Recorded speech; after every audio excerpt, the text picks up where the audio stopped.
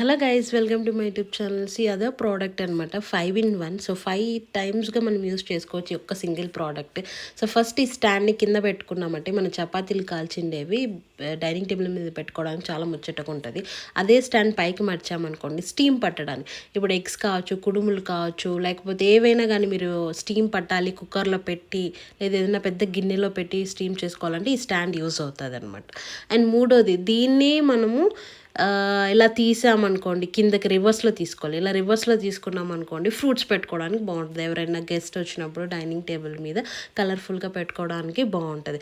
And ఫోర్త్ది వచ్చి పైకి తీసుకున్నాం అనుకోండి, అదే స్టాండ్ కొంచెం పైకి మడిచామనుకోండి ఏవైనా మీరు కూరగాయలు ఫుల్గా కొనుక్కోవడానికి వెళ్ళినప్పుడు దాంట్లో పెట్టుకోవచ్చు. అండ్ లాస్ట్ వన్ వచ్చి ఫ్లవర్ లాగా క్లోజ్ అవుతుంది అనమాట.